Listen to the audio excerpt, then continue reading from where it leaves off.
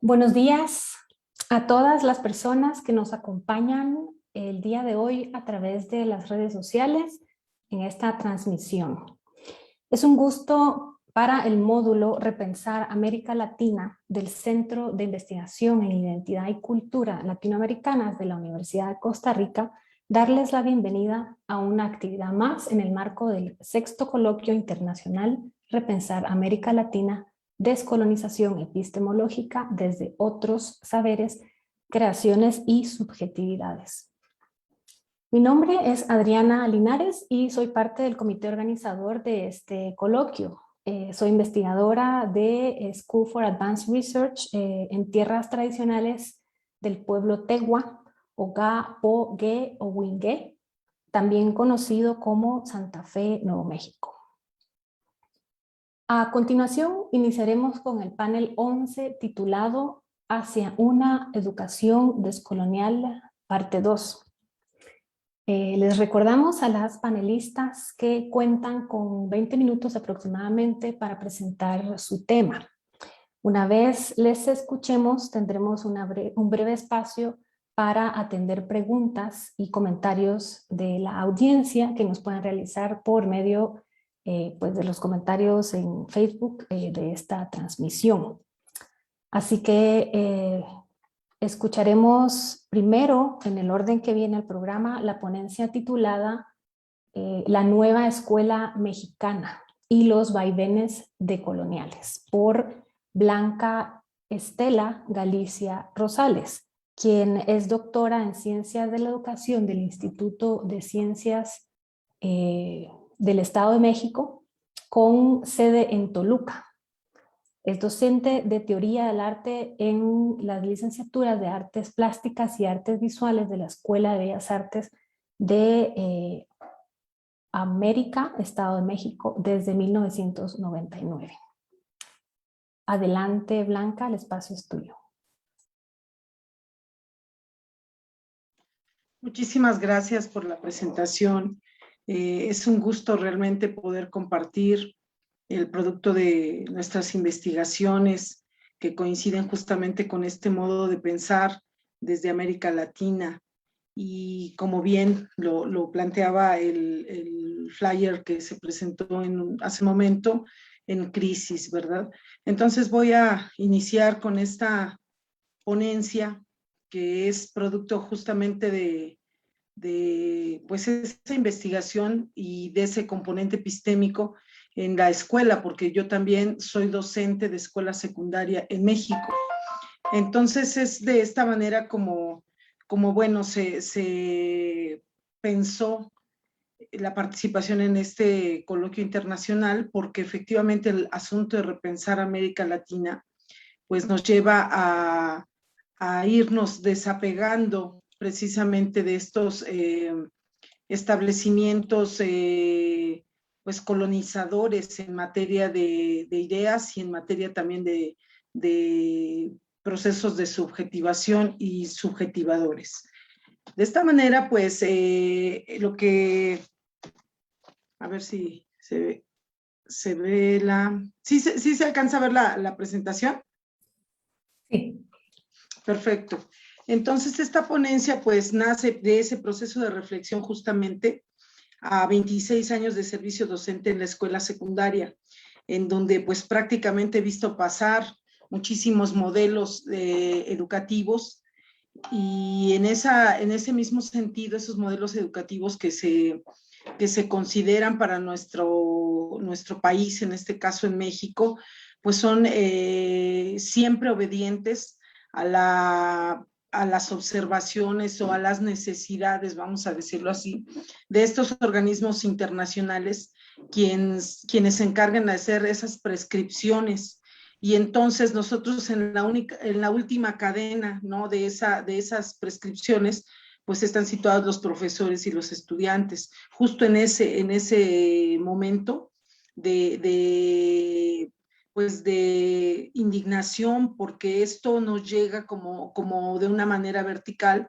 Entonces, el repensar precisamente lo que nos está ocurriendo en este momento crítico, no solamente la pandemia, sino que esta crisis ya era un asunto crónico que ha venido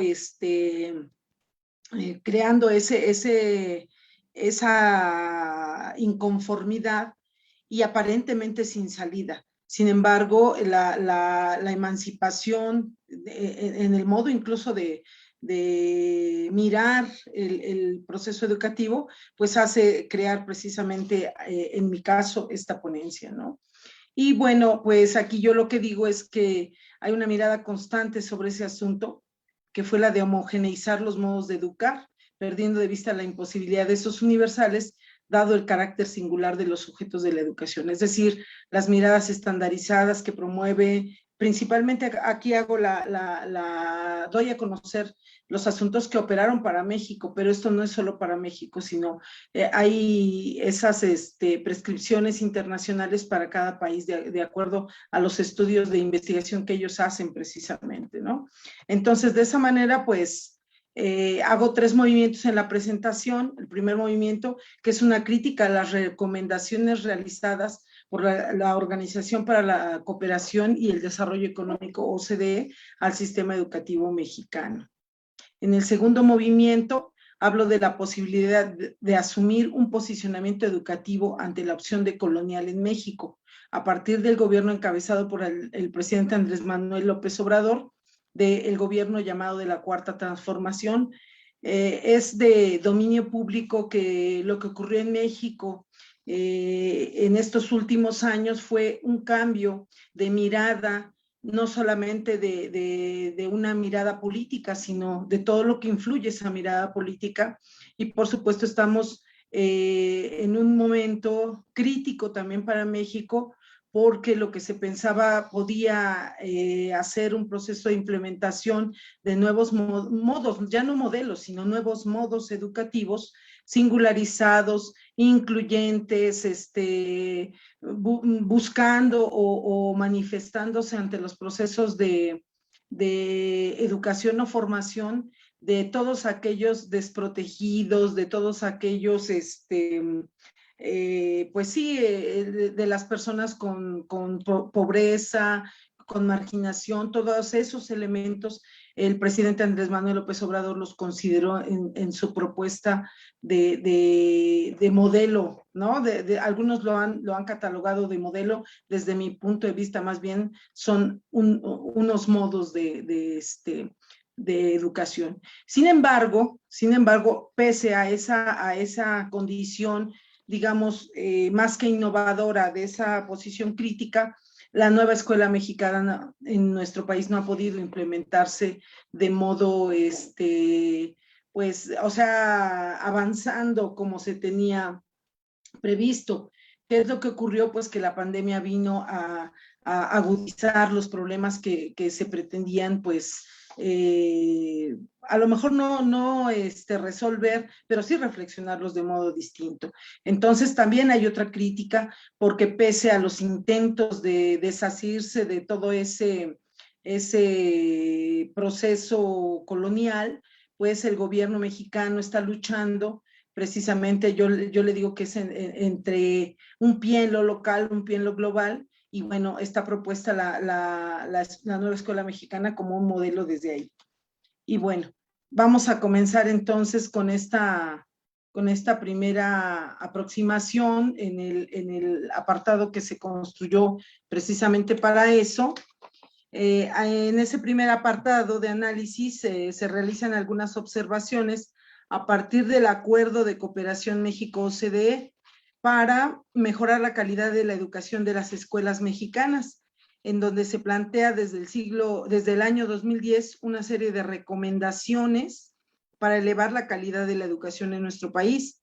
De este modo encontramos una propuesta de mejora para las escuelas a partir de ciertas estrategias de acción que consideraron principalmente el asunto que corresponde a los docentes, en donde se enfatizó sobre la implementación de una política educativa que incluyera el liderazgo y la gestión escolar en las instituciones para lograr sistemas escolares exitosos. Y vemos nuevamente cómo emergen estas palabras que nos ocasionan justamente ese enojo, ¿no? Las palabras relacionadas más bien con asuntos que derivan de la, no solamente del asunto económico, sino del asunto empresarial. Y de esa manera es como también se continúa este planteamiento, pues diciendo precisamente que de este modo nos damos cuenta que estos términos son asociados precisamente a pues sí, situados en lo económico empresarial y que pareciera que buscan la producción de un nuevo discurso tan convocante como seductor, con la intención de ser asumido por los países de la periferia, dando lugar a prácticas políticas, sociales, económicas y culturales, educativas, y como lo plantearía Dussel, ¿no? En el asunto de cuando habla del kitsch, en la moda, lo que se pone en boga en el momento y que algunos países, una gran mayoría de ellos, con un ideal distinto al que estamos platicando el día de hoy, conversando el día de hoy, pues simple y sencillamente se asumen de esta manera, buscando no la pluriculturalidad, la diversidad, sino más bien planteando esos estándares de producción con modelos importados, y con esto se hace alusión a la manera en la que los gobiernos asumen estos discursos como verdades inamovibles y hacen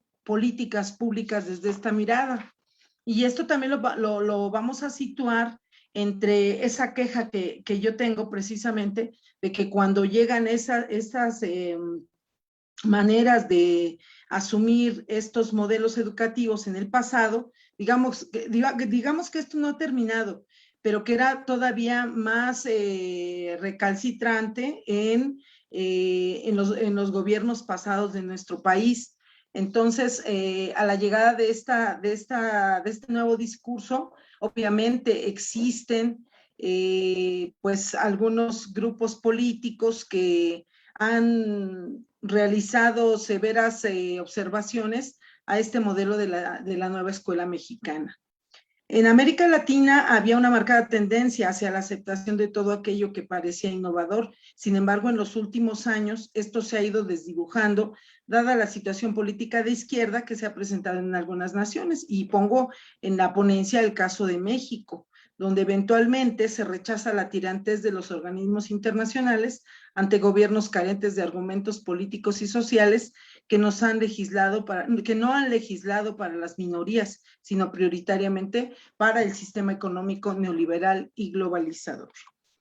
Y en esta imagen lo que podemos ver precisamente es que la OCDE se dedica a hacer investigación, pero investigación para los fines e intereses específicos de las inversiones, de todo lo que tenga que ver con los asuntos económicos.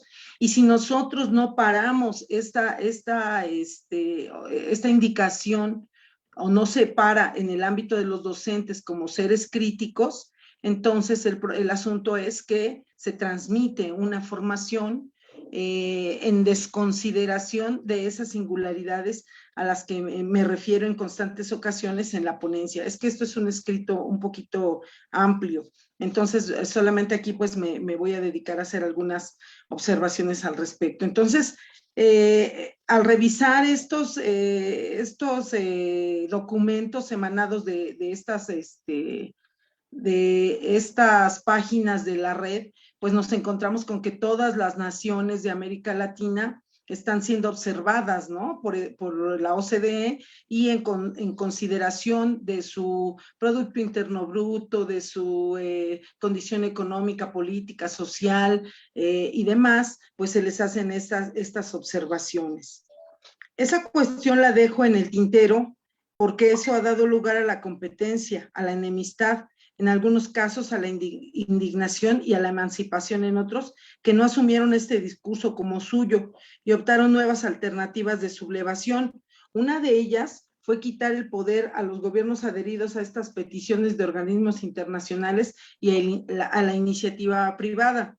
También aquí hago una acotación. La acotación principal es que pese a la intención de desdibujarse de estos modelos, finalmente todavía tenemos una un ancla, ¿no?, fuerte en esta idea de colonizar ese pensamiento que nos hace, insisto nuevamente, pues estar como en vaivén. Por eso es lo que así la titulaba la presentación, en los vaivenes. Cuando ya estamos de un lado, sucede algo, ¿no?, algún desacuerdo internacional y tenemos que regresar. México se ha movido de esa manera. Aquí hablo yo que es interesante ver lo que ocurre con las recomendaciones a esos sistemas educativos para otras naciones de América Latina, que fueron en el mismo tenor que las que se hicieron para México, dejando clara la hegemonía y el reparto de lo que se debe hacer desde la óptica colonial. Se puede visibilizar que esas recomendaciones hacen alusión, en primer lugar, a la idea de que existe un rezago en nuestros países, que debe ser resuelto a la manera en la que ellos están viendo la educación. Esta situación hace tomar distancia, toda vez que nuestra América tiene situaciones, contingencias y momentos históricos de características muy distintas que no permiten la implementación de un solo modo, pues cada uno en su historicidad, en su cultura, en sus modos de organización político-económica, en su geopolítica, debe ser visibilizado. Esta idea no es mía, esta idea la plantea Walter Miñolo en 2007 y es muy importante que se retome este pensamiento para recontextualizar lo que está ocurriendo en nuestros espacios. Y luego otra crítica muy fuerte que se hace en nuestro país y que también me causó de algún modo indignación, porque lo estoy viendo en el contexto ya del mundo de la vida, digamos, una gran cantidad de estudiantes que han terminado las carreras y que se encuentran desempleados. En estos textos que aborda la OCDE ya están considerados, ¿no? Y parece que se le echa la culpa a los gobiernos que tienen sus límites con la izquierda y que se les acusa de su falta de empleo. Sin embargo, aquí también aparece un punto importante. Dice, recontextualicemos a México en el contexto anterior, en donde se tiene un problema de desempleo y de falta de oportunidades para la obtención de la escolarización en el nivel superior, en donde existen los llamados ninis. Aquí en México un político les puso ninis porque ni estudian ni trabajan, para referirse a todos aquellos jóvenes que no estudian ni trabajan y que pareciera que se conforma el grueso de algunas poblaciones y que por ello debían ser sometidos a procesos de instrucción para incorporarlos de un modo u otro al empleo. Al respecto, Dussel plantea lo siguiente: en México se denomina a la nueva juventud, producto de la actual crisis del capitalismo, los ninis. Ni pueden estudiar, y acota, porque no hay lugares en las instituciones pedagógicas, ni pueden trabajar por falta de lugares de trabajo, porque la estructura del capitalismo no necesita ya para la producción de mercancías tantos trabajadores, reemplazados por los procesos robotizados y computarizados. Dussel 2011, página 14. Desde esta perspectiva vemos que existe una complejidad en el asunto de escolarización y el empleo, en donde parece que la culpa es de los que no estudian y tampoco trabajan. Pero en este sistema de los excluidos parece que no todos se indignan, pues existen docentes queriendo incorporarse al sistema educativo nacional, asumiendo las reglas impuestas y la competencia desaforada para tener una plaza de trabajo en el magisterio, en donde importa más el empleo que la actividad docente en sí. En esta última idea aparece hegemónicamente el pensamiento de los nuevos docentes, de algunos de los nuevos docentes, quienes prefieren adherirse a las formas y reglas, abandonando la imposibilidad de inconformarse y de emanciparse. Es decir, hay un intento de subjetivar también en los docentes para realizar precisamente estos procesos de promoción, de incorporación a partir de las pruebas estandarizadas. Y parece que los docentes, efectivamente, para los nuevos docentes que son muy jóvenes y son estos nuevos profesores que no tenían un empleo en las carreras de donde egresaron, pues entonces toman la opción docente precisamente adhiriéndose a las normas y a las nuevas maneras en las que hace las recomendaciones la OCDE, que es, digamos, que el causante de estas pruebas estandarizadas que clasifican. De esta manera, pues encontramos ahora el segundo movimiento en este contexto, la opción de colonial como posibilidad emancipatoria en el sistema educativo nacional. Y aquí vemos que en este segundo movimiento, pues hacemos un llamado a la reflexión desde la opción de colonial, que es un lugar inusual tanto axiológica, ontológica y epistemológicamente, que nos propone un nuevo espacio para ver la realidad local, misma que está queriendo ser determinada por una idea global neoliberal en la que los hombres y mujeres somos vistos como cosas, como bienes y como productores, olvidando lo otro que somos, un complejo de pensamientos, emociones y sentimientos que componen nuestras subjetividades. Y se me hace muy interesante esto porque he escuchado varias ponencias a lo largo del coloquio y creo que tenemos esa recurrencia, ¿no? Esa idea recurrente, que tiene un significado en el mundo de la vida y desde dónde se puede contribuir a la construcción de nuevas realidades diferentes a las que ven los organismos internacionales. Y abro dos preguntas para construirlas, para reflexionarlas un poco más. ¿Cómo podemos vivir pisando un pie en lo global y otro en lo local? Y Porfirio Díaz planteaba que teníamos un problema muy grande, ¿no? En tratar de descontextualizar nuestro país, que decía porque tenemos un pie en México y otro en Estados Unidos, en el caso de nuestra nación. De ahí que muchos problemas se agudizan por esa situación geopolítica que nos ha marcado mucho de lo que ocurre aquí. No podemos negar que existen singularidades y modos culturales con los que vivimos y convivimos cotidianamente en nuestra nación. Sin embargo, también existe otra realidad fuera de ella. Esa idea global de ver lo educativo es justamente lo que nos está permitiendo responder ante las contingencias de un país que no tiene las condiciones de las naciones dominantes, que forma parte de organismos internacionales. Por tanto, es importante ubicarnos en la opción de colonial, según Miñolo 2007. Esto significa comenzar a ver con los ojos de lo local a lo global y no precisamente con los ojos de lo global, tratar de ver las localidades. Esta disyuntiva nos lleva a un pensamiento fronterizo en el que se asume que tenemos abierta la herida, como también lo plantea Miñolo, de la que anteriormente hablábamos, la cual al tener un roce constante entre el querer ser desde nuestras localidades y nuestra cultura, y esta necesidad de incorporarse a un mundo que no es nuestro, pero que se presenta como algo que está, que nos hiere porque no podemos quitar. Y dice Miñolo al respecto, ellos son los sujetos que se forman bajo la herida colonial de hoy, la noción dominante de la vida en la que gran parte de la humanidad se convierte en mercancía, como los esclavos del siglo XVI y XVII, o en el peor de los casos se considera que su vida es imprescindible. El dolor, la humillación y la indignación que genera la reproducción constante de la herida colonial origina a su vez proyectos políticos radicales, nuevas clases de saber y movimientos sociales. Bueno, y esto es algo que también pues siguen los profesores que están indignados, estos procesos de protesta, estos procesos de manifestación se han acortado mucho precisamente por la presencia del virus en estas nuevas maneras de hacer las sesiones con los estudiantes, ¿no? Que no nos han permitido la manifestación como tal. Al respecto, Catherine Walsh habla de un modo de subvertir lo ya instituido por una estructura dominante, para este modo de posicionarse desde otro lugar de enunciación y una práctica que permita la conformación de lo pedagógico otro.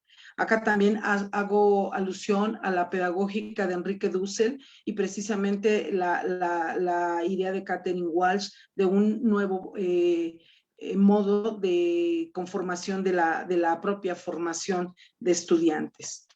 Y bueno, no sé cuánto tiempo me quedé, si me puede decir para ver cómo abordo esto último. Sí, por favor, Blanca, ya es tiempo ya pasaron 20 minutos y ya podrías concluir para darle espacio a las demás compañeras, por favor. Claro que sí. Gracias. Bueno, por último cierro en este apartado con ese vaivén precisamente que presenta la nueva escuela mexicana, tratando de construirse, de desarrollar una nueva idea pedagógica y obviamente de formación. Sin embargo, los docentes que continuamos pensando que continuar con esta formación desde los estándares, desde las prescripciones, desde los manuales, desde las observaciones, es una formación que solamente garantiza una idea que le conviene precisamente al pensamiento colonial y que tendríamos que continuar en esta resistencia, en esta emancipación constante, desde los que estamos abajo de ese sistema educativo que tenemos la opción también de subvertir eso que ocurre cuando piensan que va a llegar de manera vertical hasta el final. Y bueno, pues estamos encabezando en México algunos docentes precisamente ese movimiento de decolonización de lo educativo, de los nuevos modos de enseñanza. Les agradezco muchísimo su atención y bueno, quedo aquí en espera de escuchar a las compañeras. Muchas gracias a todos y a los organizadores también. Muchas gracias, Blanca. Es muy interesante lo que nos compartes. Al final de las otras dos presentaciones vamos a dar el espacio para platicar un poco más a detalle de esto que nos cuentas. Yo tengo ya un par de preguntas. Vamos a seguir con la segunda intervención titulada Aportes y contribuciones del Kume Mognen a la educación escolar, a cargo de Viviana Marcela Villarroel Cárdenas y segundo Quintriqueo Millán. La presentará Viviana Marcela y este trabajo procede de la tesis doctoral titulada Enseñanza de las Ciencias Naturales en contexto indígena desde un enfoque educativo intercultural, que la autora principal Viviana Villarroel, es doctora en Ciencias de la Educación por la Universidad Católica de Temuco. Es profesora de Ciencias Naturales y Biología. Por favor, el espacio es tuyo, Viviana. Muchas gracias por la presentación. Solo indicar que soy candidata a doctora. Me quedan un par de meses para defender la tesis doctoral. Gracias por la aclaración. A ver, ustedes me indican si ya se ve bien la presentación. Sí, adelante. Sí, perfecto. Bueno, antes de iniciar la presentación quisiera destacar de la presentación anterior que me siento bastante relacionada porque como bien me presentaron y lo indicaron, mi profesión es profesora de Ciencias Naturales y Biología, y durante todo mi proceso de formación inicial docente, en mi itinerario formativo no se consideró la diversidad social, de contexto, de cultura, porque no se consideran factores variables de interés. Por lo tanto, solamente está centrada en una reproducción de contenidos que luego uno va reproduciendo en la escuela y finalmente seguimos sustentando esta visión eurocéntrica occidental en la educación. Entonces, relacionándonos con esto, hoy día les voy a exponer un trabajo que hemos realizado con el doctor Segundo, que se denomina Aportes y contribuciones del Kume Moñén a la educación escolar. Le damos los agradecimientos al proyecto Fondesit, que se denomina Sentido del Lugar como conocimientos educativos y territoriales mapuches para una educación intercultural. Entonces, el trabajo que les voy a exponer tiene relación con los saberes y conocimientos mapuche que emergen de la educación familiar y que se denominan Kume Moñén, refiriéndose al buen vivir, en Mapudungun. Específicamente, esto tiene relación con la cosmovisión que tienen sobre la relación que se gesta entre la persona y la naturaleza, la cual en este caso está sustentada desde su propia ontología relacional. Esta es una discusión teórica que permite comprender esta visión de mundo fue realizada a través de una metodología de revisión bibliográfica de la literatura científica normativa de divulgación nacional e internacional para poder sistematizar los saberes y conocimientos asociados a la relación persona-naturaleza desarrollados desde el Kume-Moñen. ¿Cuál es la relevancia de este estudio? La relevancia subyace a la colonialidad del saber, la cual está presente en las asignaturas que componen el currículum escolar chileno, el cual se ha fundado y aún se mantiene vigente el posicionamiento en el conocimiento eurocéntrico occidental, lo cual se ha traducido a través de los años en procesos de enseñanza y aprendizaje que se encuentran descontextualizados, que solo responden a una reproducción de contenidos y que han sido seleccionados desde una racionalidad occidental, lo que ha configurado en profesores, estudiantes y en la sociedad una visión hegemónica y homogénea de representar una realidad y de concebir el conocimiento. Por lo tanto, en esta discusión se plantea el desafío de revisar la base existente de conocimientos que relacionan esta visión de persona y naturaleza que se establece desde el Kume-Moñen para así articular este conocimiento con el conocimiento escolar. En una primera revisión bastante breve hay que relevar cómo ha sido esto de la monoculturalidad en la educación escolar. Referente a esto, se puede decir que la monoculturalidad en la educación escolar chilena se instala cuando la modernidad del presente occidental se apropia de América. En ese sentido, se puede sostener que todas las experiencias históricas, recursos y productos culturales terminaron también articulados en un solo orden cultural global, en torno de la hegemonía europea occidental. Desde esa perspectiva, Europa concentró bajo su hegemonía el control de formas de la subjetividad de la cultura del conocimiento y su modo de producción. Esta imposición de la monoculturalidad eurocéntrica se consigue a través de procesos de colonización, donde se han ejercido diversas operaciones como la expropiación a las poblaciones colonizadas de sus descubrimientos culturales, la represión de las formas de producción de conocimiento de los colonizados, sus patrones de producción, su universo simbólico, y han forzado a los colonizados a aprender de manera parcial la cultura de los dominadores para todo lo que fuese útil para la reproducción y producción.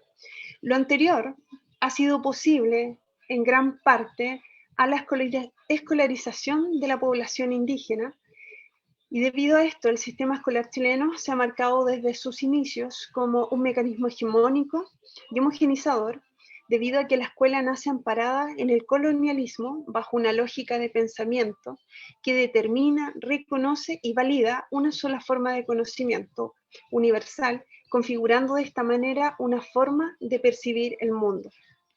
En síntesis, la comprensión de la visión de mundo ha estado limitada por nuestra formación arraigada al pensamiento eurocéntrico occidental, lo que causa la negación, invisibilización u omisión de otras formas de conocer y concebir la realidad, como es el caso del conocimiento acerca de la relación persona-naturaleza que emerge del Kume-Moñen.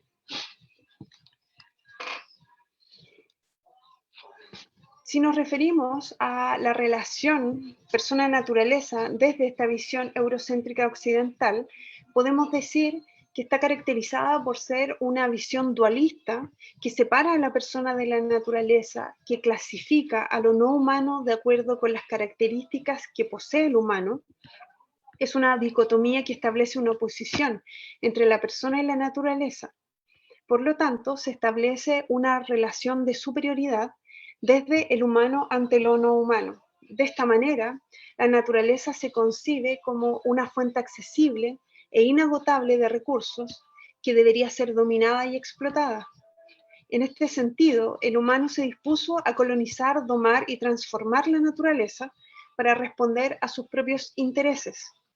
Desde esa perspectiva, este patrón colonizador de pensamiento acerca de la relación persona-naturaleza se fundamentó en el desarrollo de la economía, la ciencia, la tecnología, lo cual tuvo como resultados la mercantilización de las formas de vida, y de manera consecuente se estableció un discurso homogeneizante respecto de la naturaleza, lo que se tradujo en el uso y abuso de los recursos de la naturaleza en favor del desarrollo humano, siendo esta una de las principales causas del deterioro medioambiental e irresponsabilidad con el medio natural que nos rodea hoy. Esta es la relevancia de incorporar nuevas formas de conocimiento y relación con la naturaleza, lo que podría estar sustentado desde el Kume Muñén o buen vivir desde la cosmovisión mapuche. Ahora bien, ¿qué es el Kume Muñén? Es un concepto en Mapuzungún que caracteriza el buen vivir desde la perspectiva mapuche, desde su filosofía propia. Entonces, este buen vivir es una aproximación teórica que explica los principios y valores que rigen a diversos pueblos indígenas con sus relaciones sociales y su entorno. Es una construcción social que se fundamenta en la convivencia del ser humano en diversidad y en armonía con la naturaleza. Por tanto, en la actualidad se reconoce como un discurso contemporáneo que nace como crítica al modelo neoliberal, pero también como un desafío a una reconstrucción cultural que posibilitaría vivir el presente de manera armónica, asumiendo y respetando las diferencias, buscando la unión en la diversidad. Este buen vivir se basa en la vida sustentable, la justicia, la economía solidaria y comunitaria, la reciprocidad, los valores y la revalorización de prácticas y conocimientos. Este buen vivir no está centrado en la acumulación de capital, sino que establece cuotas de explotación sustentable de los recursos para, de esta manera, mantener un equilibrio con los medios y los recursos que sustentan el buen vivir. De esta misma manera, se preocupan de vivir en armonía, y esto se alcanza con la reivindicación del hábitat completo, es decir, reivindicar los derechos de propiedad, el derecho de vivir en comunidad y vivir acorde a los saberes y conocimientos que albergan desde hace miles de años. En este sentido, el Kume Muñén se ha practicado por siglos, pero debido a la urgencia actual que presenta el escenario ambiental, se torna necesario su revitalización, debido a que su conocimiento es necesario para un desarrollo sostenible, y de este modo se pueda generar un modelo de resistencia al capitalismo y a la hegemonía de la cultura occidental. De esta forma, el Kume Muñén es un diálogo abierto a la diversidad para la construcción de sociedades sustentables. Desde esta perspectiva, se presenta una posibilidad de cambio desde una racionalidad económica hacia una racionalidad ambiental, que nos plantea el desafío de entablar un diálogo permanente y flexible que permita la relación de diferentes discursos como una alternativa a la devastación medioambiental. Por lo mismo, es urgente y necesario visibilizar y relevar los saberes y conocimientos mapuches que emergen de la educación familiar, que están relacionados con el Kume Muñén, que nos explica la relación de la persona con la naturaleza, con el entorno, y relacionarlo con la educación escolar. Pues ahí, en la educación escolar, es donde se pueden educar a nuevas generaciones de ciudadanos con una perspectiva intercultural y una conciencia medioambiental. Ahora, los aportes y contribuciones que se pueden relevar del Kume Muñén hacia la educación escolar. En primer lugar, se pueden organizar de la siguiente manera. Se visibilizan entonces del Kume Muñén saberes y conocimientos susceptibles de articular a las asignaturas de ciencias naturales, historia, geografía y ciencias sociales, y además educación cívica, los cuales están relacionados con los objetivos de aprendizaje de sustentabilidad, de ciudadanía, que se encuentran consignados en el currículum escolar que propone el Ministerio de Educación. Otro aporte y contribución es que las conductas sustentables que establecen los mapuches con su medio ambiente y que se fundamenta en esta relación territorio y naturaleza son contenidos necesarios en la educación escolar debido a la crisis medioambiental que estamos viviendo, por lo cual se podría abordar como un contenido transversal que pudiese articular estos saberes y conocimientos con un desarrollo sostenible en las asignaturas de ciencias naturales, historia, geografía, ciencias sociales y educación cívica. De esta manera, se establecen saberes y conocimientos que se desarrollan en las dimensiones sociales y culturales en favor de la preservación del medio ambiente y su diversidad. Dicho conocimiento es deseable de incorporar y articular a la educación escolar para posibilitar un desarrollo de los contenidos de manera actitudinal transversal en el cuidado del medio ambiente. De esta manera, el Cumemuñén brinda la oportunidad de conocer una visión de mundo que se basa en el respeto y la valoración del entorno, la justicia, la reciprocidad, los valores que son deseables para una formación integral de personas y que son susceptibles de articular a los contenidos que se imparten en las asignaturas antes mencionadas. De esta forma, podemos ya ir concluyendo en que sí existe una base de conocimientos que está asociada a la relación persona-naturaleza desde el Cumemuñén y que es susceptible de articular con la educación escolar.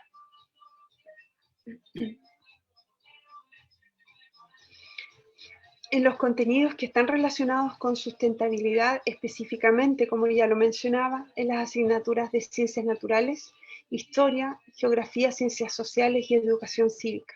Estos saberes y conocimientos mapuches posibles de articular con los contenidos escolares tienen relación con el medio natural de la vida saludable, con los conocimientos de los seres vivos, se puede articular con los conocimientos que están consignados en el currículum escolar.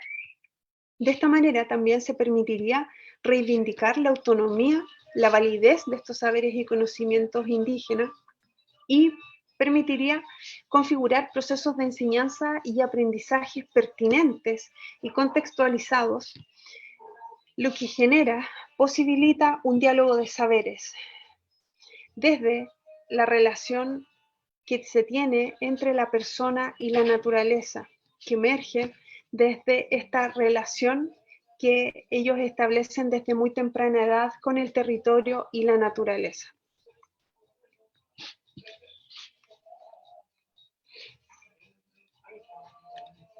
Y uno de los mayores aportes que quisiéramos relevar en esta presentación es que podría posicionar al ser humano en un sitio de respeto y de cuidado con el entorno, lo que permitiría desarrollar un aprendizaje que nos llevara a la conciencia medioambiental que hoy día se vuelve urgente y necesaria.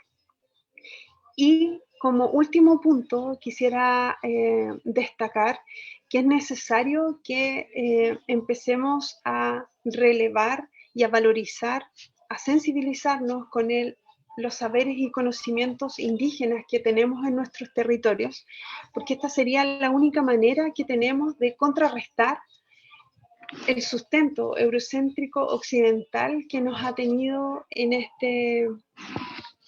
estos procesos estancados, cegados por el capitalismo y por el sistema neoliberal. Esa sería nuestra presentación sobre los aportes y contribuciones del Cumemuñén a la educación escolar. Espero atentas sus preguntas. Muchas gracias, Viviana. Muy importante tu contribución, tus reflexiones. Seguramente vamos a tener una plática muy interesante, pero aún falta una intervención, entonces vamos a dejar las preguntas para al final. Ahora continuamos con la tercera y última presentación de este panel, que se titula Formación Universitaria, los retos desde el apoyo de las estudiantes en pedagogía infantil por Carolina Pérez Cacáis y Dayana Andrea Garzón. Voy a hacer una breve introducción de cada una. Dayana es licenciada en pedagogía infantil de la Universidad Distrital San Francisco José de Cadas en Colombia. Participa desde el año 2014 en el semillero LETA, es lideresa de este durante 2 años y ha participado en diferentes eventos académicos como ponente, organizadora, asistente e integrante del grupo BELEPI. Y Carolina es licenciada en Pedagogía Infantil de la Universidad Distrital Francisco José de Caldas, integrante también de Semillero Investigación LETA y participante en procesos formativos como investigadora, organizadora de eventos académicos. Entonces, quedan ustedes con el espacio. Bienvenidas. Muchas gracias y podrías presentar, Carolina.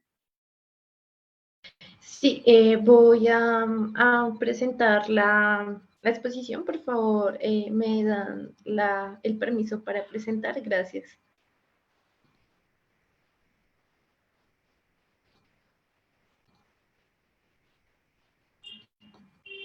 Ahora lo hacemos. Un momentito, por favor. Sí, gracias.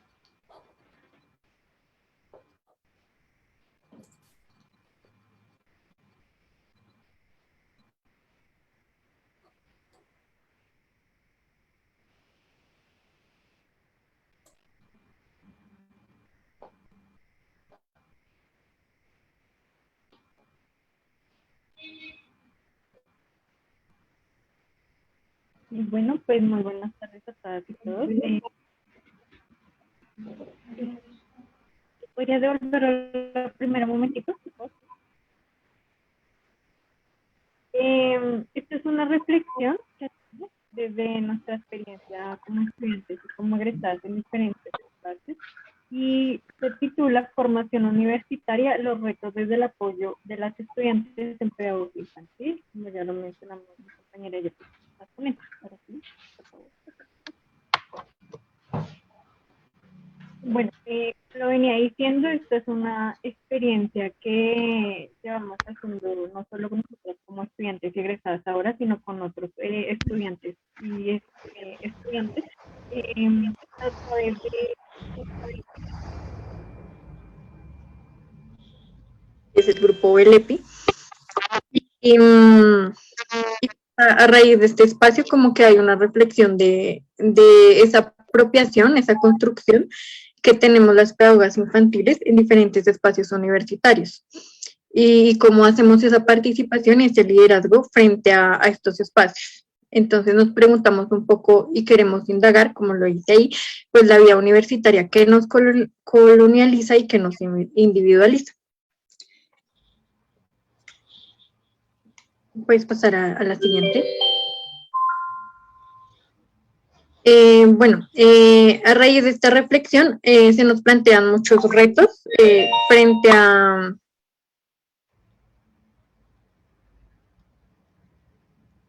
la individualidad y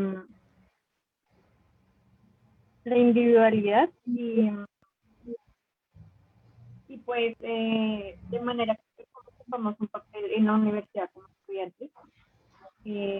¿Cuál es ese papel realmente activo que se ejerce en la universidad? Entonces hablamos un poco de frente a ello, pues desde la licenciatura de pedagogía infantil, digamos, desde las aplicaciones que se hacen en estudiantes, pues, ponen formar un grupo de bienestar estudiantil, que siempre detrás de ellos están los problemas, el espacio, no se escucha.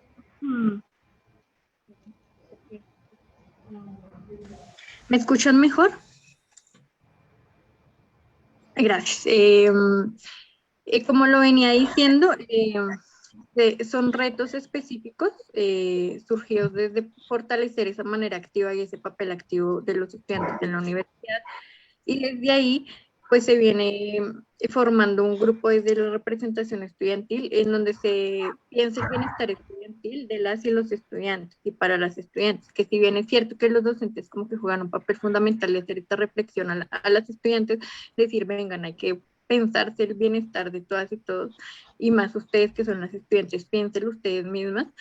Entonces se hace pertinente pues hacer una reflexión de esa experiencia, evidenciando pues las carencias, las dificultades que hay al formar este tipo de grupos, colectividades y demás, a la hora de construirlos y pues que se consoliden y se conformen, ¿no? Como esas dificultades también quedan ahí, que están presentes.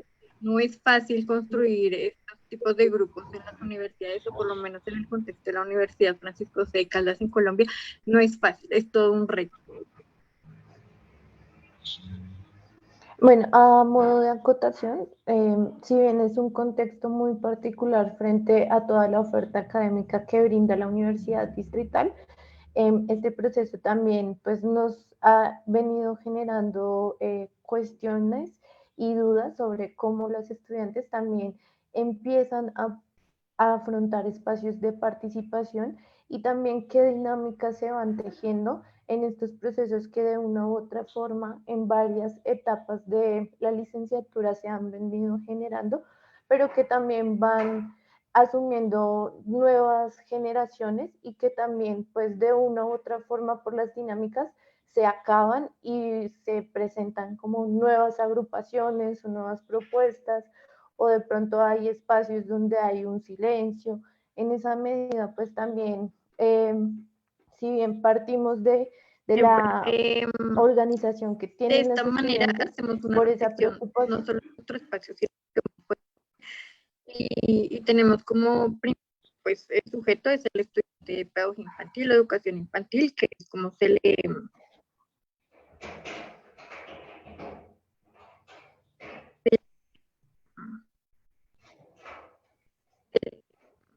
estudia, ¿no? Se hace la reflexión. Entonces, de hay un montón de problemáticas que el estudiante vive a nivel académico, familiar y económicas, que genera como ese espacio en el bienestar estudiantil y en la participación, porque también la participación, porque que el estudiante participe, pues va a poder exigir o pensarse un poco su bienestar estudiantil. Entonces, como las organizaciones de apoyo, pues dan este espacio, ¿no?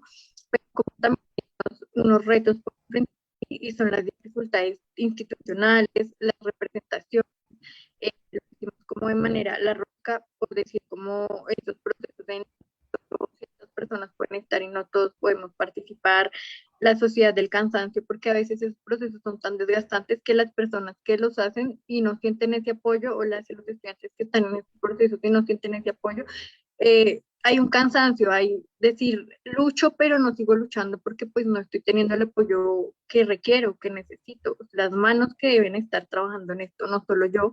Entonces hay un cansancio ahí también muy frecuente, la coherencia entre el discurso y la práctica, porque muchas veces encontramos que en el discurso se dice una cosa, pero en la práctica se hace otra. Entonces, como esa dificultad de ser coherentes entre el discurso y la práctica, y pues que estos trabajos colectivos y organizados de grupos requieren un ejercicio de sororidad, un trabajo colectivo, un liderazgo y discursos, porque muchas veces si no hay alguien que esté liderando el proceso, pues no se mueve, si no hay una persona que lo logre liderar, que lo logre llevar a cabo, que mueva a las personas.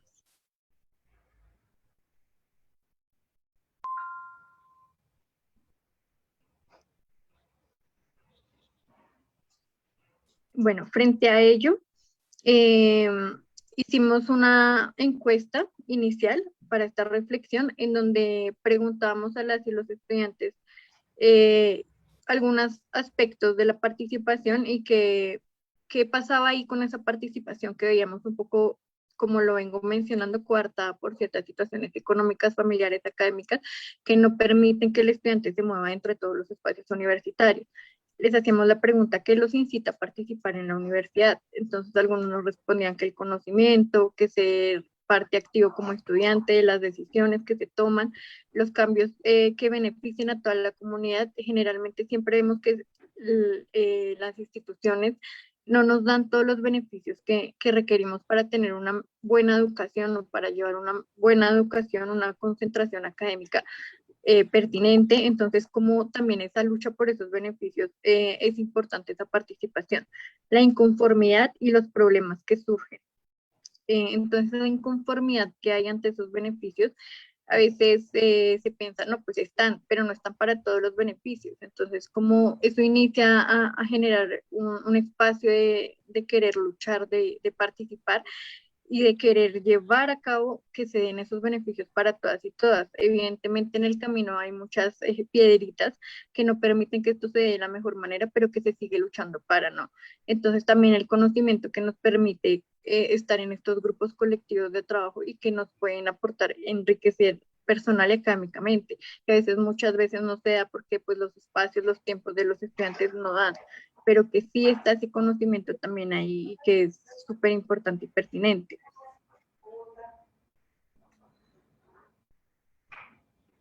Y no sé si Carolina, y bueno, otra de las preguntas, porque hicimos como bastantes preguntas, dejé las que más me parecieron pertinentes para ahondar un poco aquí, que él no los incita a participar en la universidad.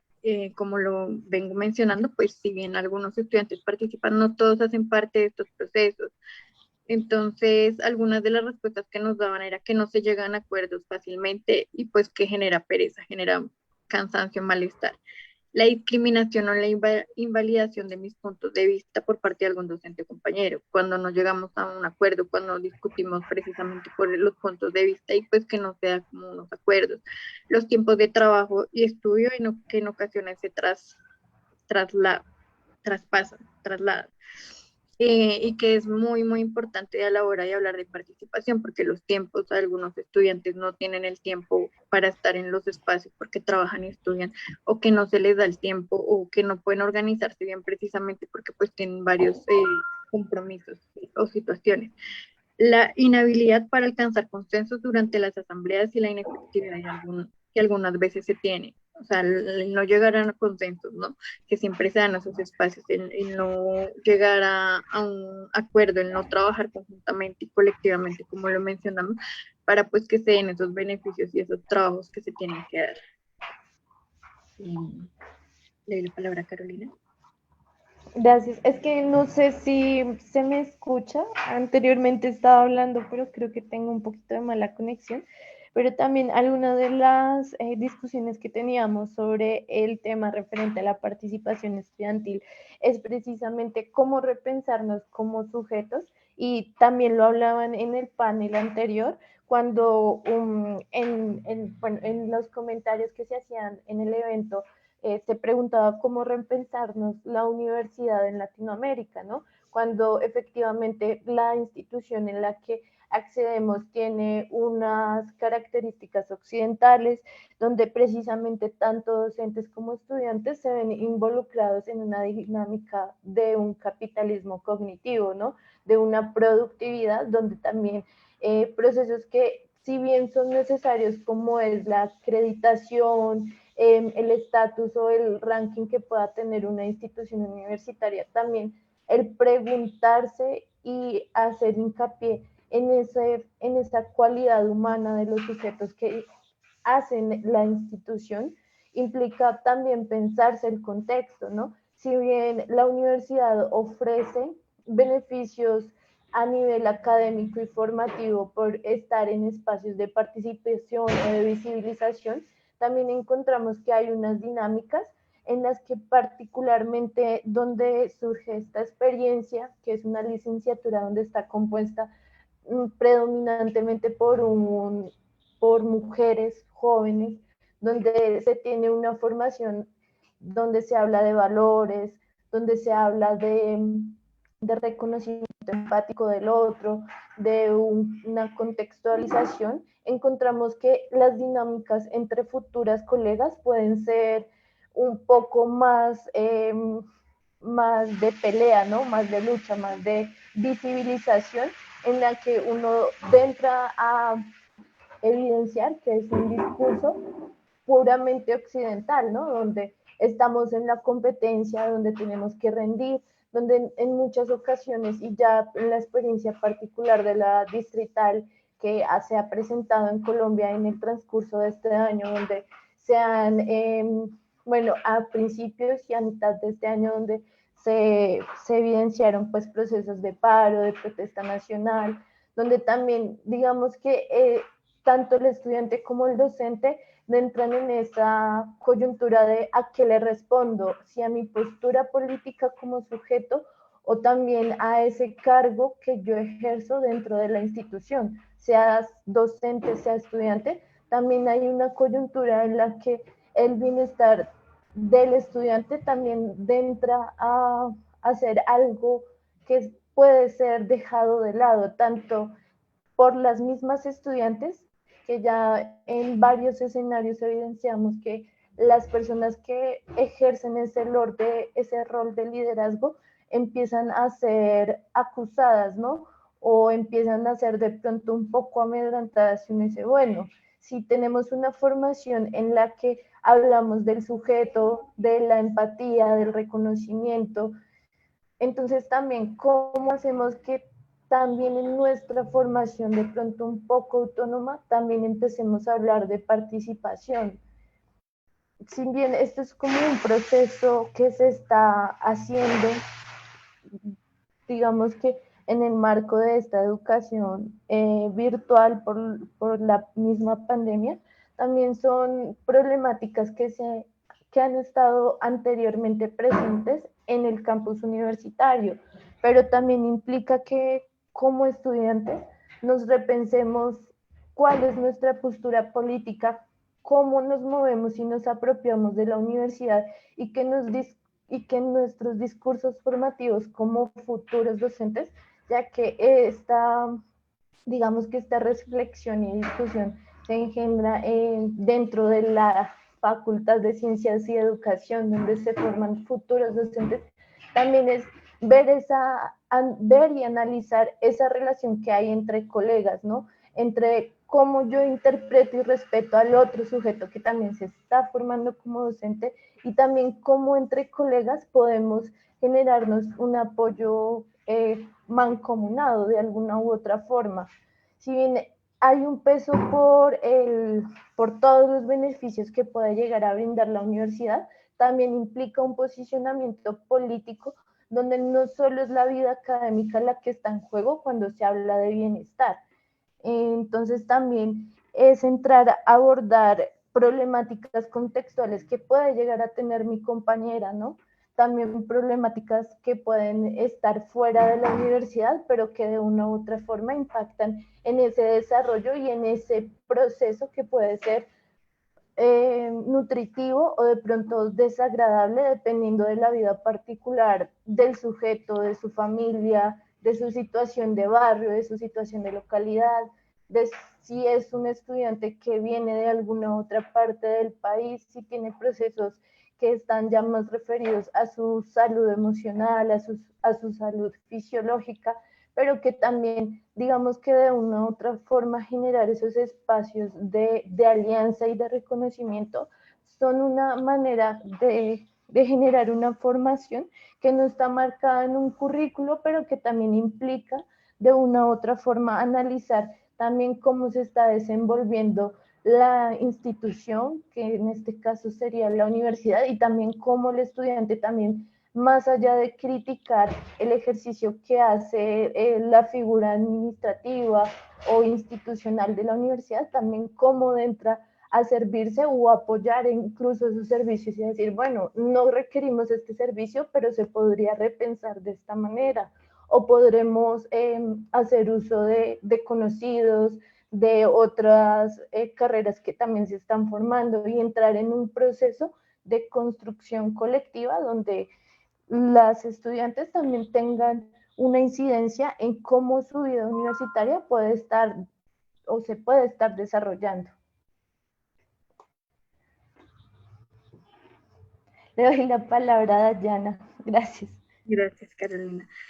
Bueno, también nos preguntamos en esta encuesta qué espacios de la universidad se participan y por qué participan los estudiantes dentro de estos espacios, ¿no? Algunas de las respuestas eran en semilleros de investigación y grupos de estudiantes para fortalecer la representación, en las conferencias, en las actividades que hacen los estudiantes de diferentes proyectos y en las partes de deportes en la zona deportiva, en las asambleas y en movilizaciones, porque es diferente vivirlo a solo escuchar lo que sucede. Entonces, digamos que los espacios en los que se trabajan los estudiantes son en espacios que la universidad ofrece, pero que no todos los estudiantes acceden, como mencionaba Carolina, por tiempos, por dificultades y demás, pero también por la baja participación que se tiene a estos espacios, porque se creen que en estos espacios no se aprende, bueno, en estos espacios pues no hay como que algo que nos construya. Entonces, digamos que ahí estaría un poco también el discurso y la práctica discursiva, porque si bien en otros, nos decían en otras respuestas, sí, que los semilleros y demás, pues a veces hay una carencia de decir, bueno, pero si estos espacios nos nutren, ¿por qué no participamos, no? Y muchas veces se dice, ay, es que no sabía de estos espacios, es que no conocía esos espacios, pero no es simplemente el hecho de no conocerlos, sino también como yo me incito a participar, ¿no? Como lo mencionamos. Participar, pues se requiere que participemos, ¿no? No solo es decir voy a participar, pero no lo hago, o sea, requiere que de verdad se haga un ejercicio las y los estudiantes de verdad participar en estos espacios. A veces estos espacios se caen, se mueren precisamente por la falta y la carencia de estudiantes en ellos. Entonces, digamos que, como lo mencionaba Carolina, los paros en la Universidad Distrital han habido bastantes y siempre terminan desgastándose por la baja participación de estudiantil, porque pues sea esa decisión sin validar los otros miradas, sin las otras opciones que tienen los demás, y pues termina muriéndose en los espacios porque pues no hay participación estudiantil. Entonces sucede que no existe como digamos esa continuidad en la práctica y el discurso como lo mencionamos, pues precisamente por ello, porque pues se dice sí, es necesario participar, adquiero conocimiento personal y académico, pero realmente no todos están en ese discurso y en esa práctica dentro de la universidad. También un elemento de pronto que ha surgido a medida que se ha participado en esta experiencia de un grupo de estudiantes para estudiantes es precisamente las dinámicas de pronto que son un poco externas a la universidad, pero que culturalmente pues tenemos arraigadas, y también es un poco esa idealización que se tiene del líder o del liderazgo, ¿no? También tenemos como esa herencia colonial de que necesitamos a un caudillo. Y eso también es un poco complejo cuando se empieza a tratar a llamar estudiantes de diferentes grados de la carrera, de primero o segundo semestre, donde si bien uno cuando entra no tiene o está en la obligación de saber cómo son todas estas dinámicas, también vemos que existe como esa idea, bueno, las personas que están de pronto en un grado mayor de formación pueden ejercer procesos de liderazgo porque ya tienen una formación, y eso también hace que cohiba a personas o a estudiantes que de pronto en otros escenarios sí ya tienen un proceso de liderazgo que han fortalecido en otros escenarios, pero se ven cohibidas a esa dinámica jerárquica, ¿no? También es como algo muy recurrente a la hora de hablar de los espacios en los que se participa y el querer, ¿no? El que nos represente un poquito más arriba, y eso también es una herencia colonial que si bien la infraestructura y cómo se mueve y la lógica de la universidad la necesita, también cuando se entra en un contexto entre pares y que se está hablando de un apoyo colectivo o mancomunado, empiezan a haber choques entre las mismas sujetas que participan. Y muchas veces también en ese caso se evidencia que estudiantes que de pronto ya están en una dinámica ya para egresarse o se sobresaturan de muchas responsabilidades porque se tiene el imaginario o el ideal de que el líder debe estar como un poco más arriba del resto, y también es como cómo podemos repensar esa figura del líder y cómo también las estudiantes desde sus acciones particulares pueden asumir espacios de responsabilidad o espacios de apoyo donde no necesariamente se tenga que hablar de delegar tareas, sino que se pueda generar un interés de participar, pero pues también son como dudas que tenemos y que se van presentando a medida que va surgiendo la experiencia y que se van proponiendo espacios, o que de pronto dificultades o dudas que se tienen con respecto a la representación estudiantil, o escenarios que han ganado los mismos estudiantes de otras generaciones en la Universidad de Colombia, pues también entramos como, bueno, ¿y cómo hacemos ese relevo generacional? ¿Cómo hacemos el llamado a esos otros sujetos que desde su experiencia externa en la universidad también pueden llegar a aportar, ¿no? Gracias, Carolina.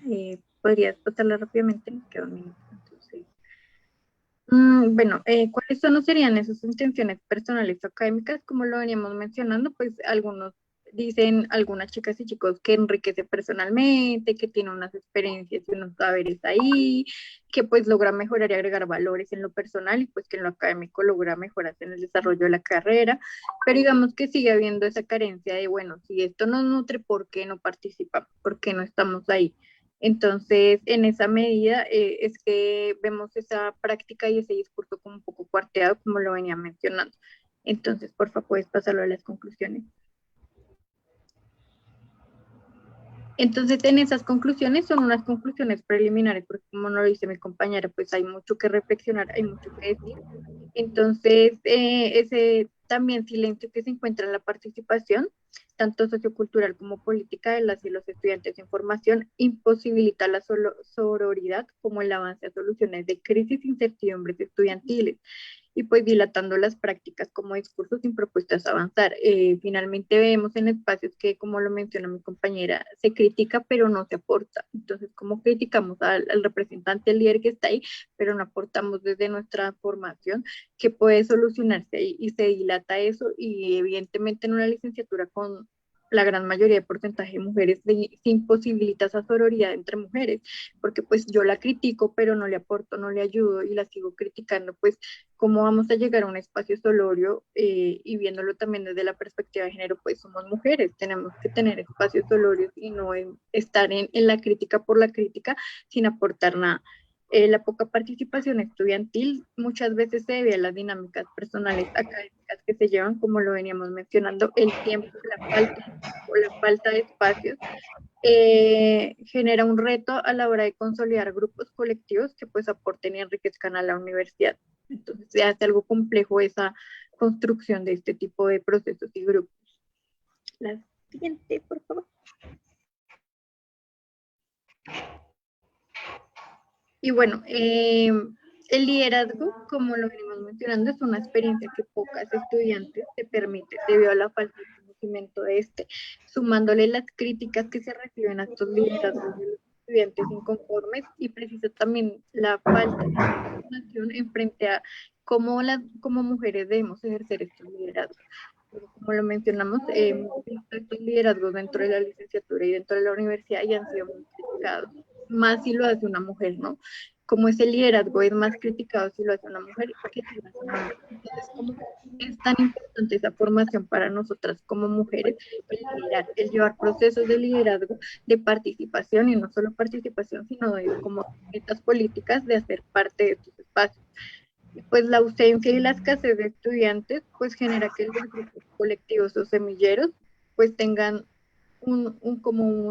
una dificultad ahí, porque no se visibiliza esa necesidad de que los estudiantes pues estén en estos espacios, que permitan que estos espacios se sigan construyendo y consolidando, y que pues generacionalmente pues vayan consolidándose también, porque pues si bien los que están más arriba, los que llevan tiempo, pues les siguen metiendo la ficha, generacionalmente se van cayendo porque las y los estudiantes no estos espacios y los abandonan, y se van muriendo espacios donde se ha llegado a construir cosas bastante buenas e importantes y enriquecedoras.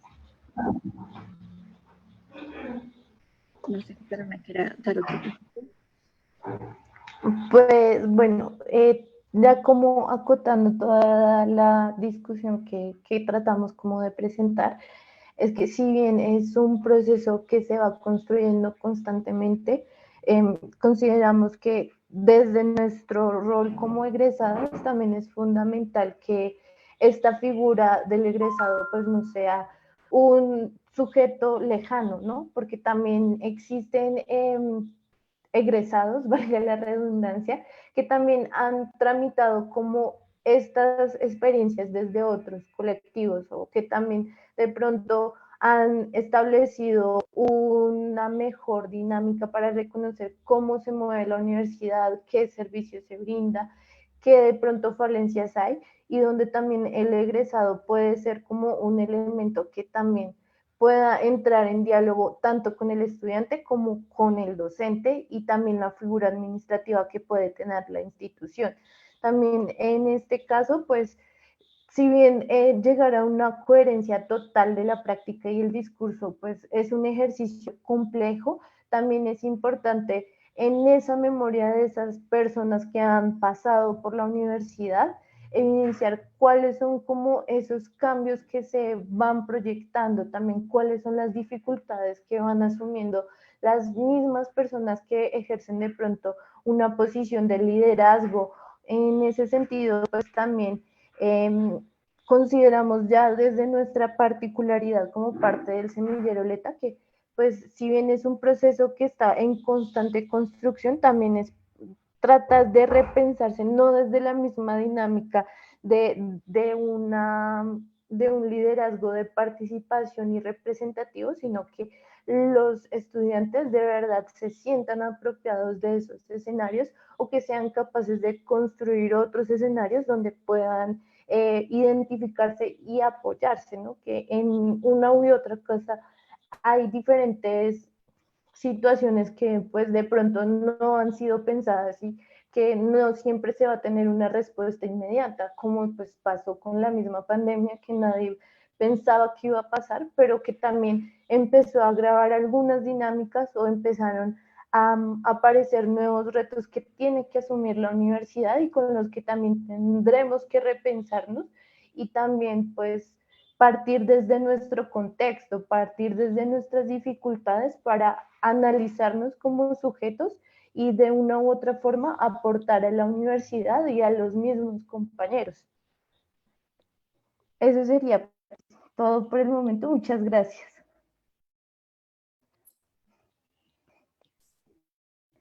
Muchas gracias, Carolina y Dayana, por su presentación muy importante. Ahora vamos a pasar a las preguntas, discusión. Tenemos aproximadamente media hora, un poco menos, 25 minutos. Y yo les quiero agradecer antes que pasemos a las preguntas directamente. Gracias por mostrarnos desde sus diferentes contextos la situación actual, desde México, Colombia, Chile, que de alguna manera, bueno, sí tocan muchos temas digamos, en cosas muy, muy puntuales en el tema de descolonización de la educación, temas transversales, ¿no? Que atraviesan todos los países. Asimismo, tocan temas muy particulares de cada contexto, ¿verdad? Todo esto nos refiere, pues yo he estado pensando mucho en los grandes retos que tocan para navegar esta lucha, digámosle así, porque es enfrentarse a discursos nacionales, a discursos hegemónicos, sistemas hegemónicos, desde la educación, desde la escolaridad, educación pública, educación privada, desde las universidades, por integrar narrativas heterogéneas.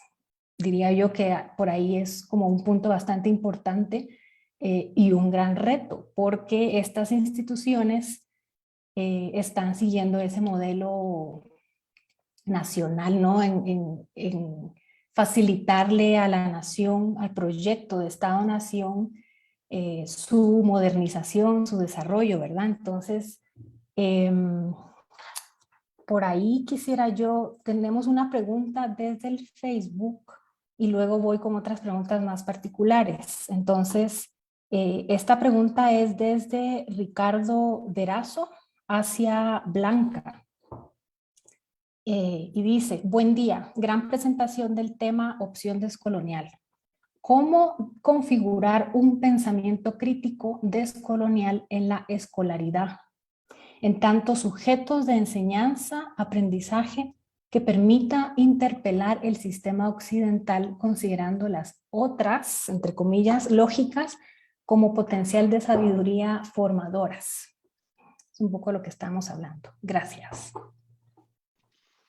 Una pregunta sin duda muy interesante que sí nos mueve a pensar desde abajo hacia arriba, ¿no? Cómo estamos entendiendo el pensamiento decolonial, porque siempre va a haber, digamos en términos generales, un freno de todos los demás que son un grueso de profesores, de estudiantes que entienden el proceso de formación, más que el educativo, el proceso formativo, desde estas, yo insistía en la presentación desde las prescripciones, y creo que todo radica también en algo que también ya se expuso en este panel y en otros paneles, que es la formación. En el caso de los docentes, una escuela de formación docente, en el caso de México, las normales, que marcan esos vínculos de preestablecimiento de estos estándares, ¿no? Entonces, creo que lo que en México se está realizando es una nueva misión de esos docentes en la escuela normal, es decir, una mirada distinta. Aquí en México mucho el discurso del doctor Enrique Dussel ha sido como de gran influencia, y algunos profesores que estamos en el movimiento constante en nuestro país, llamando a otros a mirar la educación de un modo distinto. En el caso específico mío, que doy las asignaturas de Historia y Formación Cívica y Ética en continuo proceso de ruptura con los estudiantes de estos otros pensamientos que ya traen desde la primaria, desde los otros niveles educativos. Entonces, yo creo que descolonizar desde ahí, desde abajo y no esperando desde arriba, puede hacer que a lo largo del tiempo, si continuamos estos procesos de formación a partir de lo otro, que es muy importante hablar de lo otro o los otros modos, que ya nuestras localidades lo describen, la manera en la que cada uno desde su singularidad puede contribuir, pero no en este seguimiento de las modas, ¿no? De lo que está en boga.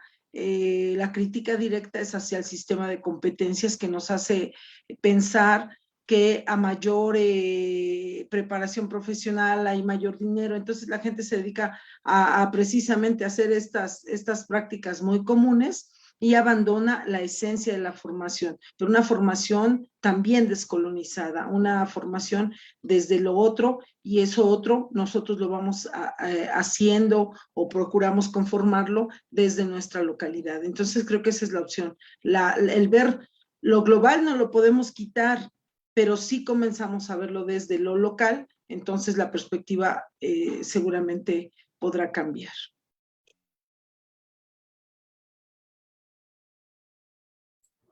Muchas gracias, Blanca. Me llama mucho la atención tu propuesta de vaivenes, de esos movimientos que dices que se están dictando desde la presión externa, desde la óptica occidental, colonial, y desde lo que surge opuesto a eso, ¿verdad?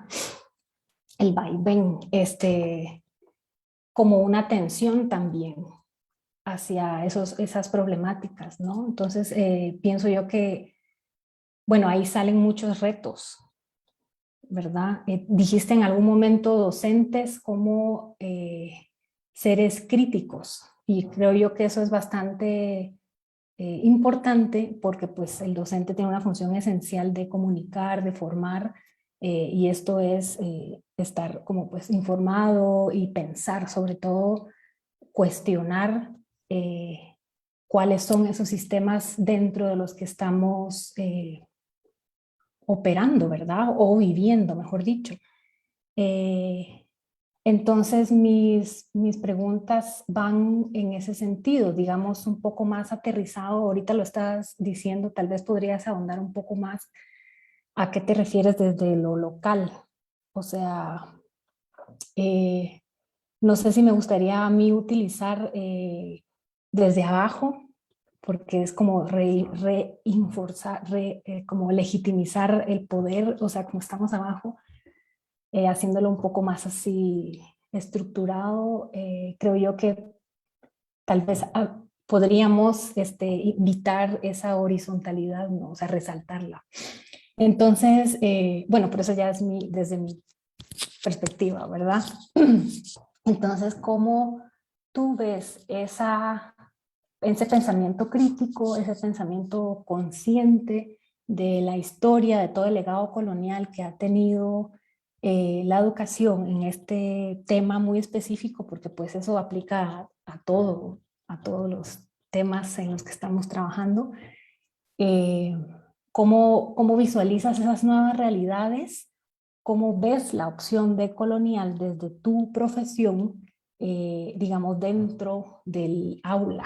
Y creo yo que eso toca un poco lo que dije anteriormente de la inclusión de la heterogeneidad de conocimientos, de saberes, que ya Viviana nos habló un poco, que bien nos explicó cómo es el buen vivir, el Kumemujñen en Chile, en las aulas, que tiene una respuesta muy concreta hacia una problemática muy específica de problemas ambientales, crisis, ¿verdad? Que es necesario tomar acción. Entonces, bueno, tal vez también esta pregunta va para Carolina y Dayana. O sea, ustedes nos están proveyendo el contexto desde universidad y cómo los colectivos informan y contribuyen, digamos, la co-creación, la creación en comunidad, cómo contribuye a ese proyecto descolonial, ya sea en las escuelas, entre los docentes, así como en las universidades. Entonces también esta pregunta va para ustedes. Entonces no sé quién, bueno, entonces ya te dirigí la primera a ti, Blanca. ¿Podrías, por favor, comentarme? Gracias. Sí, mira, lo que yo veo es que generalmente en la tradición de la docencia, no estoy segura que ocurra en todas los países, pero por lo menos lo que ocurre en donde yo lo puedo ver, es que estamos esperando la emergencia de un currículum, ¿no? Que vaya bajando poco a poco y que cuando llegue a los profesores nosotros nos dediquemos a vaciar el currículum en los estudiantes. Y ahí termina, ¿no? Ahí termina pues ese sistema que va estructurando hasta llegar a donde ellos pretenden, en una formación de un nuevo ciudadano, que probablemente sea el que se está pactando desde arriba. Sin embargo, le quitamos esa verticalidad cuando llega el profesor, un profesor crítico, como ya lo estabas planteando, y él le da otro giro, otra opción. Y esa opción es dedicarnos a desmantelar en un cierto momento, como lo está haciendo también el presidente con la historia de nuestro país, ¿no? Hizo algunas acciones que criticaban muy fuertemente, por ejemplo, quitar el monumento de Cristóbal Colón allá en México, y fue totalmente criticado, pero con eso está desmantelando una historia que ha sido oficial. Entonces yo siento que al llegar, que esa verticalidad, que esperan que nosotros hagamos el proceso reproductivo hacia abajo, que lo detengamos ahí, ¿no? Y al detenerlo, entonces se da la opción, se da el asunto visto ya desde lo local, desde donde estamos parados, y no desde lo transversal del sistema, ¿no? De las políticas internacionales. O sea, ellos quieren una cosa, y si vamos obedeciendo todo, ¿no? Tal cual hasta que llega al final, entonces pues estamos cumpliendo con el objetivo que ellos marcan. Pero creo que la clave está precisamente en que el profesor o el docente crítico puede romper toda esa estructura ahí en esa parte baja. Y por lo menos en lo que estoy haciendo ahora con los estudiantes, es mostrarles que hay muchas versiones, pueden encontrarlas en la red y en muchos lugares, pero que también están las versiones otras de la historia. Entonces, con eso ya le deja una duda distinta a la que normalmente es una verdad hecha y dogmática. Entonces, yo creo que la posibilidad sí la tenemos nosotros ahí abajo en ese horizonte que tú misma hablas desde hace un momento, esa horizontalidad ya de docentes críticos que se dedican a retener y a subvertir, yo hablaba, a subvertir el orden que quieren imponernos, ¿no? Básicamente es eso. Muchas gracias, Blanca. No sé si ustedes quieren comentar, Carolina, Dayana, Viviana. Sí, gracias. Bueno, yo considero que también, pues por lo menos desde nuestra experiencia, eh, un proceso como también de derrumbar o de descolonizar la universidad es un poco complejo porque desde el rol de estudiante muchas veces uno no tiene como los elementos tan claros, pero sí hay como algo muy personal, algo dentro del sujeto que no entra dentro de la norma, ¿no? De toda esta jerarquía institucional y es donde empiezan a cuestionarse, ¿no? Si bien hay y también son diferentes experiencias, hay muchos que empiezan con su cuestionamiento por lo mismo dogmático que puede ser de pronto el currículo universitario, entonces empiezan como a salirse, ¿no? Como no me cuadra algo, entonces necesito encontrar a otras voces, a otros que tal vez me orienten y me den más elementos. Pero también están los estudiantes que de una u otra forma han seguido a cabalidad el currículo, pero de una u otra forma los docentes que precisamente como lo comenta Blanquita, pues también son los que nos van engendrando la duda, ¿no? Que nos dicen, bueno, pero ¿es tan cierto como nos venden esta idea o venga y critiquemos estos asuntos? Y pues también desde esas colectividades que van surgiendo y muchas veces no son oficiales, ¿no? Tampoco tienen un estatus reconocido dentro de la universidad.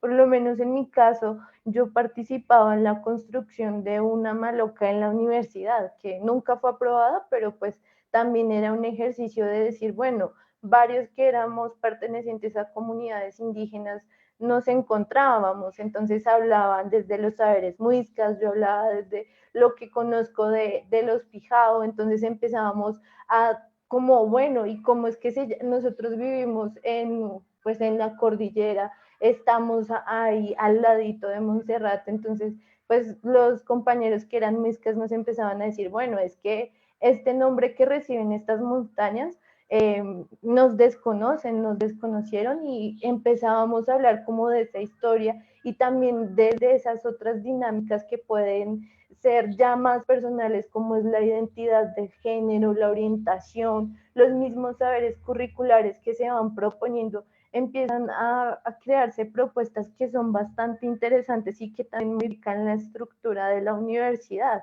Puede que sea un poco más visible como se presentan en los murales, en los grafitis que hay, o puede que esté más en un espacio más simbólico de los sujetos, pero también es un posicionamiento político.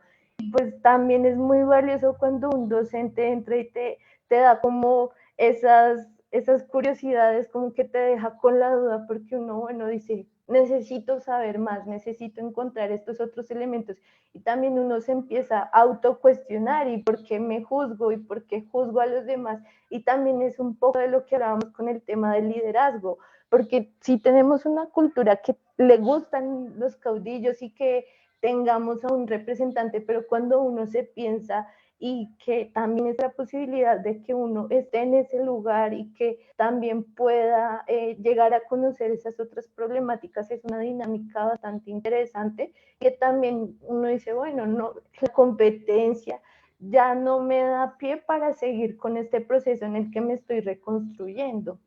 No sé si Daniel quiera decir algo más. Gracias. Pues yo digo que también estos espacios, digamos, el reflexionarnos en lo que decía mi compañera, pues genera un poco de de que esa universidad colonial pues empiece a descolonizarse. ¿Por qué? Porque pues estamos abriendo el espacio y diciendo, bueno, ¿cómo nos cuestionamos esto? ¿Cómo llegamos aquí y allá? Inclusive las colectividades y grupos que hay en las universidades están haciendo eso, están haciendo otros saberes. Muchas veces en los espacios dicen, ay, vamos a participar las colectividades, pero ellas tienen otros saberes y es legítimo validarlos y a veces dicen como, ay, no, pero es que no investigamos de la manera que investiga rigurosamente la universidad, pero como también esos saberes son importantes, ¿no? Entonces, ¿cómo empezamos a legitimar esos espacios y esos otros saberes que están ahí presentes también contraponiéndose al currículo universitario, ¿no? Contraponiéndose y resistiendo ante también esa característica colonial que tiene la universidad, resistiendo de otras maneras, de otras representaciones. Digamos, también hemos visto, ¿no? Decían, ay, sí, es que el representante por semestre, a veces nos dicen, no, no, no, es que aquí no hay representante por semestre, hay voceras. Somos 5, 6, 7 voceras. Decimos cómo cambia también desde las luchas estudiantiles, pues en los espacios, y empiezan a descolonizar un poco esos espacios universitarios que a veces son tan coactivos, tan jerárquicos y que también pues no permiten la participación a veces. Entonces es como esa lucha que están dando las y los estudiantes que quieren participar y dar esos otros saberes, como lo dice mi compañera.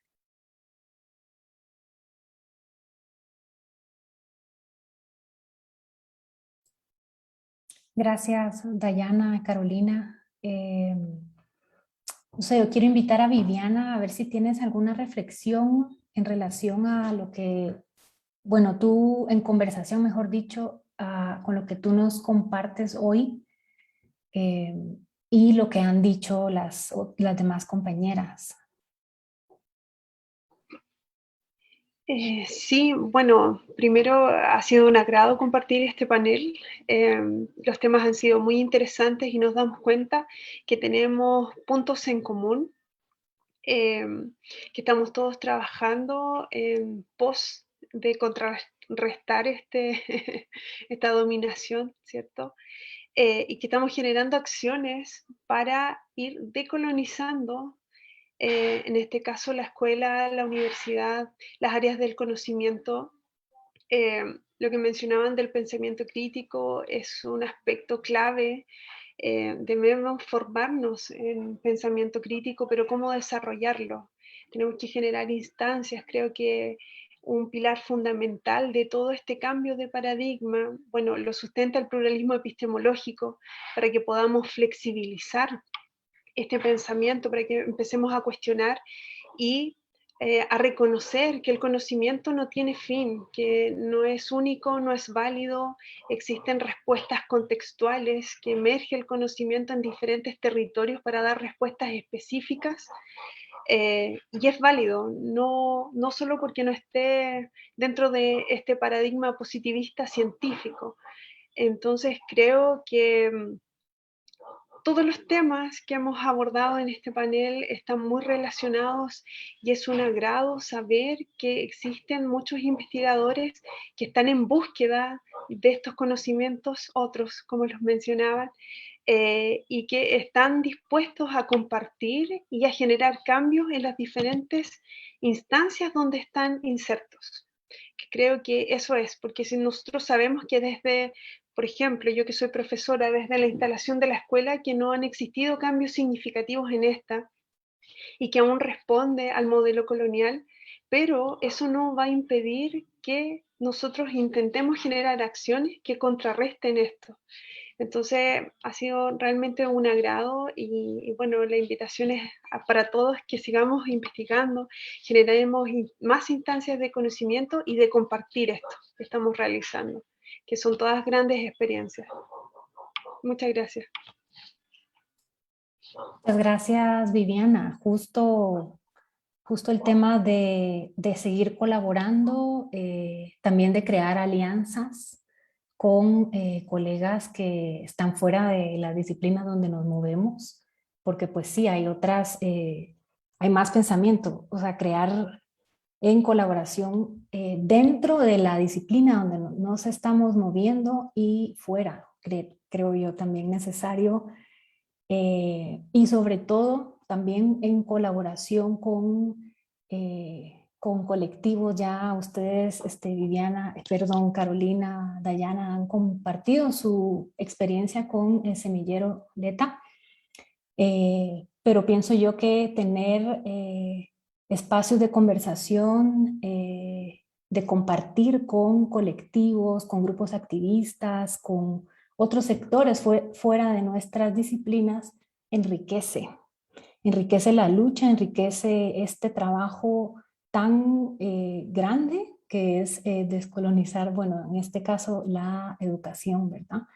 Entonces les agradezco muchísimo. Tenemos, bueno, nos quedan 3 minutos. No sé si alguien quiere hacer una breve reflexión, porque preguntas ya, pues ya no nos pusieron en el Facebook. Queda el espacio abierto si quieren hacer una última reflexión. Gracias. Bueno, a mí sí me gustaría hacer una reflexión. Me quedé pensando más profundamente sobre el concepto de vaivenes, ¿no? La idea de vaivenes.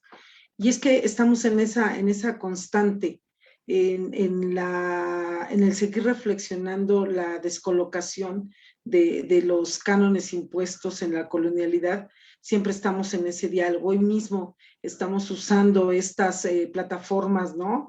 Desde, bueno, que pueden ser para 2 vías, ¿no? Para la promoción, a lo mejor de modas y etcétera, pero también está lo otro. Y el vaivén viene en el momento en el que nosotros lo estamos utilizando, digamos en esos términos, para promover el pensamiento crítico, porque eso se queda ahí. Quien lo mire, aunque no hayamos tenido la oportunidad de que algunos nos vean en este momento, pues tienen la oportunidad en otro momento. Y creo que esa es la base de ocupar desde lo local, o sea, desde nuestra mirada, lo que queremos lograr, todas estas plataformas y todo esto que aparece, y que creo que es esto que Dussel también se refería como transmodernidad, ¿no? Entonces, esos diálogos continuos creo que son geniales. Y yo felicito mucho la organización de este evento. Ha sido de gran aportación. Escuchar a lo que sucede en otras geografías siempre es interesante, y también ir a los otros paneles donde estaba esto, ¿no? Construir desde otros lados, eso es muy rico. Pues los felicito, muchas gracias, Adriana Linares, por las delicadezas que tuviste con nosotros siempre.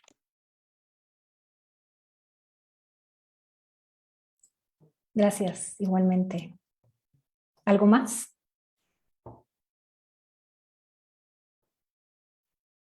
Bueno, entonces la dejamos acá. Gracias nuevamente. Envío un fuerte abrazo. Espero que estén bien y seguimos platicando. Que tengan buena tarde. Igual nos vemos.